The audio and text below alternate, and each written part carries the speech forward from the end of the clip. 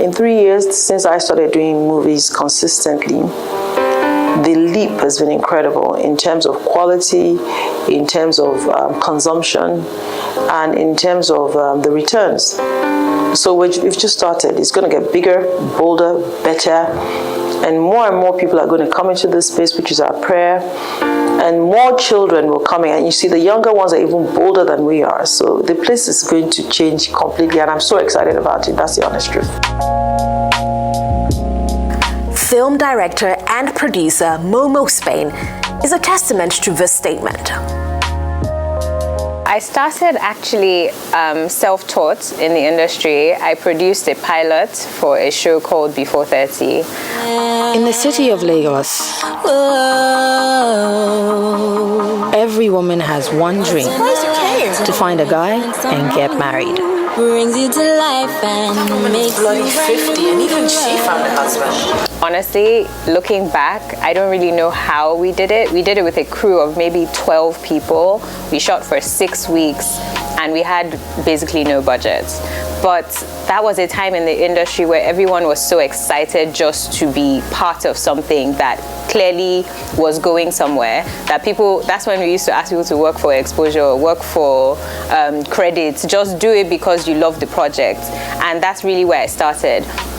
It's a very big difference from where the industry is now, in a good way, but what I would call independent filmmaking that we used to do 10 years ago has now become such a massive industry.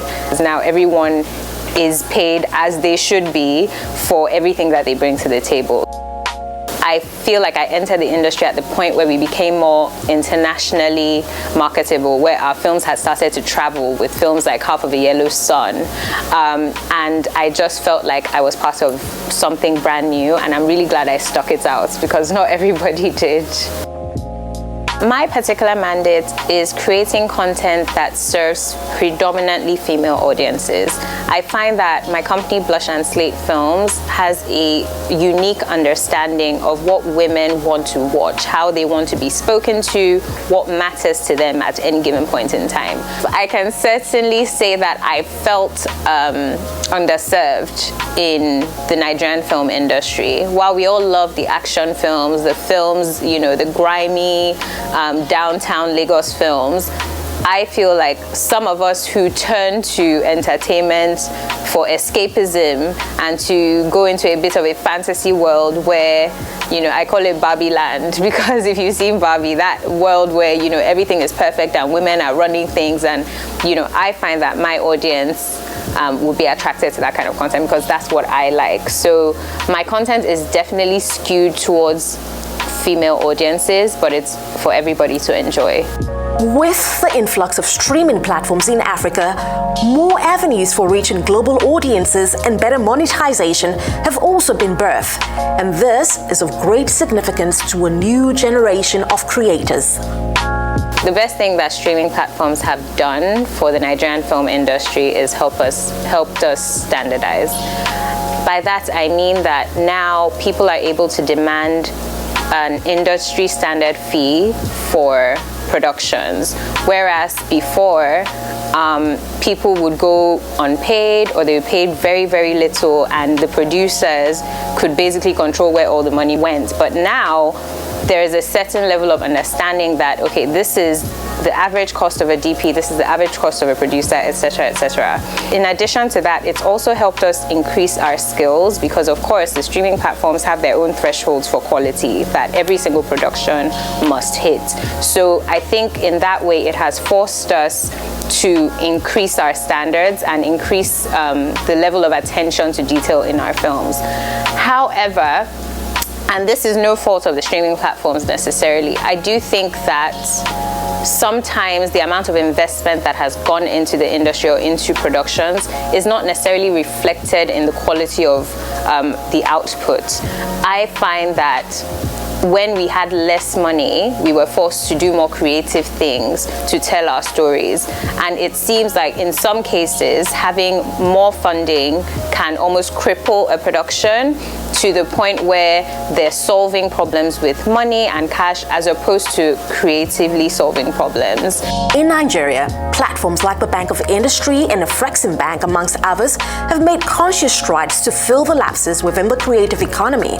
I would say it's a Bank of Industry. They definitely do a good job reaching out to entrepreneurs and manufacturers to apply for funding, to sort of scale and, take advantage of export opportunities. Second one that would come to mind, I would say, was during the pandemic. There was like a movement buy Nigeria and grow the Naira. And I feel like that helped because it also helped to it was a catalyst to a mind shift, and I just found that people sort of wanted to start buying into Nigeria and, buying Nigerian and, patronizing Nigerian brands, especially us in the fashion industry. For instance, with the Rise Fashion Week, they have every year, and that is bringing people in so that they can actually see what Made in Nigeria is all about. We have other fashion shows like GTB Fashion Weekend, we have Lagos Fashion and Design Week, and these are all organizations, as well as you have a lot of buyers, we have retail, we have Alara, we have Temple Muse. They are doing their part to ensure that our voices are not left out, to ensure that people know that we actually matter. We contribute a lot in terms of what we can offer with our designs, and our designers are, the retail market is growing. And so there's so many people that are actually doing their part collectively and individually to ensure that our voices are always heard. The likes of the Lagos Fashion Week, the GTB Fashion Week, the Rise Fashion Week, and I'll go back to DHL as well because they've helped with helping small businesses create accounts which make shipping and shipping of things cheaper compared to the standard shipping fee, and that has helped with the international market as well. I've been involved with CANEX, which is under African Export-Import Bank, and their platform for me has been extremely good because it's been open, it's been clear and so professionally managed, and then they actually follow up to make sure that we're on a journey to where we need to get to.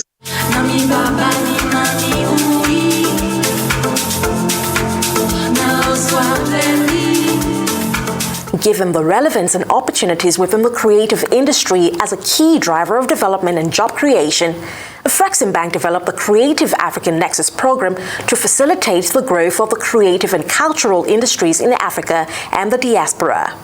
Power of collaboration as Africans, to know that we're not segregated and we shouldn't be able to be operating in silos when it comes to creating things that deconstruct the narratives that have always been perpetuated in the past about who we are as a people.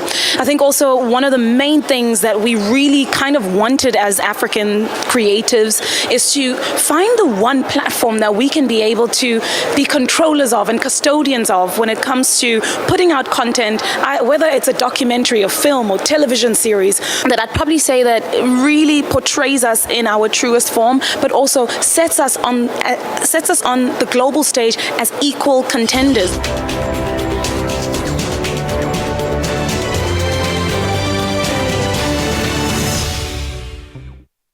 I think it's tremendously important to control our narrative and to make sure we stay our true self and our authentic self, because that's the only way that people across the world will identify and relate to what we're talking about. We have to collaborate, we have to protect our talent, and we have to stop exporting our talent and instead export our goods and services, if you will. So for the TV and film industry, that means being able to produce, develop, produce, and distribute our own content, and doing it in a way that allows us to speak to a global audience. The $1 billion film fund, super, absolutely super. Africa has got so much potential with respect to the film industry. We haven't even scratched the surface. And a lot of time, for a long time, part of the problem is being able to secure funding to be able to actually realize this potential. So what AfriExim has announced is going to make a big difference. I would suggest a lot of it be used for those areas. In the value chain of film finance, take $1 billion, film production, film distribution, film exhibition. And film exhibition is actually are the platforms where you generate money back from investments. So I think those are the most important parts of that value chain. The film exhibition where people can make money. So the more we have cinemas across Africa, you make a film, even if it's a small film, and release it in like 10,000 cinemas across Africa, the producer will be a millionaire, and the money can be returned as well. The Nigerian film industry is right now where the music industry was 10 years ago. I think 10 years from now, we're going to be, talking about Oscars, we're going to be talking about all kinds of recognition and awards for the industry if we keep going at the pace that we're going, because we all know that Nigerians are very, very competitive people. The film, as creatives, the film industry is looking at the music industry like, we want that. Like, we want to be playing on a global stage. We want people all over the world to, and by the way, we've done that even with no budget. I've lived in South Africa where Nigerian stars are held in very high regard, and this is as far back as 10 years ago. So we already have some international recognition for the entertainment value that we bring people. We know we have that. What we're trying to elevate now is the quality, is the overall infrastructure of the industry that will allow us to deliver content that competes with the Paramounts and the Disneys and everybody else all over the world, so that we can have the opportunity to do what our music industry has done. And I have no doubt that if the investments keep coming and we keep challenging ourselves, that the future of the Nigerian Nollywood industry is absolutely bright.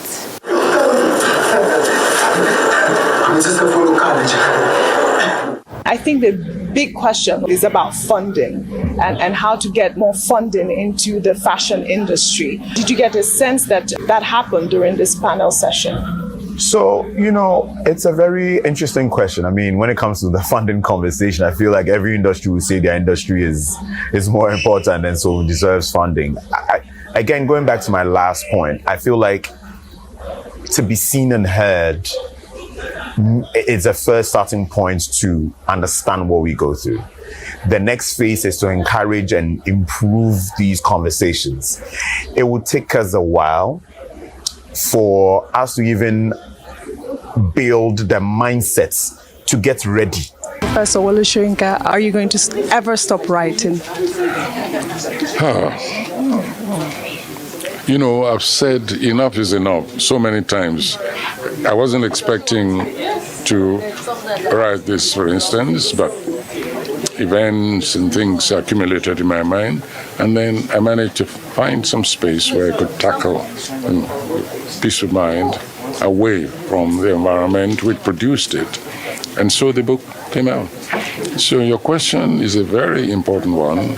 I would rather be doing very often many other things far more pleasurable than writing, because writing is not the most pleasurable of activities. So very often it's anguish, very often. But in the end, you've sort of purged yourself of accumulated debris. In November, Nigeria's Federal Ministry of Arts, Culture and Creative Economy held a roundtable to articulate a vibrant roadmap for the long-term viability of the creative industries. We have developed an extremely robust economic plan aimed at creating millions and millions of jobs, supported by comprehensive skills training programs. Our objective is to contribute 10% of the nation's GDP, expanding the sectorial GDP to a remarkable 100 billion by the year 2030. I also call on the gentleman seated here, the Honorable Minister of Economic Planning, to kindly jack up, quadruple the budget for the Ministry of Arts, Culture and Creative Economy.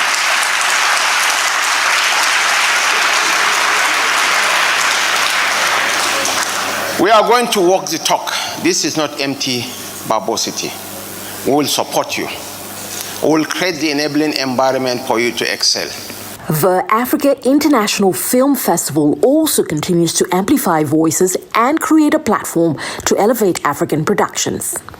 Right after Black Book, we smashed the ceiling with Black Book. We did. We were #1 in so many countries. South Korea, we're #1 for like a week. Yeah. That's unheard of. Yeah.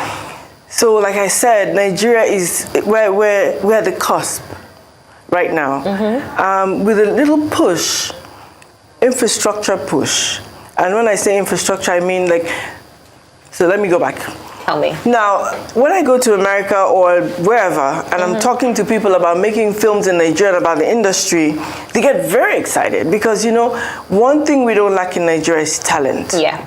And, that doggedness of our character, it works. But people always ask, the first thing is like, okay, how many film studios do you have? How many sound stages? Do you have production service companies attached to your studio? So by the time they go into all of that, you find you have nothing. Nothing. We shoot on the streets. So we need to do better. We need to grow. And with shooting on the streets and having none of that, we are doing really well. So you can imagine when all those things are tied to us, how much better we'll do. In the world of art, players say giant strides have been made in spite of existing challenges.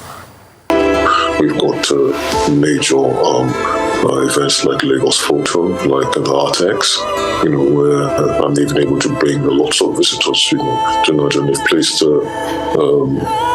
Nigeria on the world cultural map in that sense. I'm proud about the achievements of the auction houses in Nigeria. They've tried their very best in increasing the value for Nigerian art. I'm proud of some of the corporate institutions like Access Bank, who've supported the visual arts and of course continue to do so. There's so many galleries and gallerists that are funding smaller businesses like ourselves to host all these beautiful pieces and host all these different artists, because within Lagos alone, there are thousands of very talented artists that are looking for homes to showcase their works. And so the more businesses that open, the more spaces there are to host these different artists. And even for educational purposes, it's a better way for them to understand business practices in the art industry as well. From art to music, film and fashion, incredible talent abounds across Africa, and the global stage awaits more of this. Abby, Olawi, for Rise News.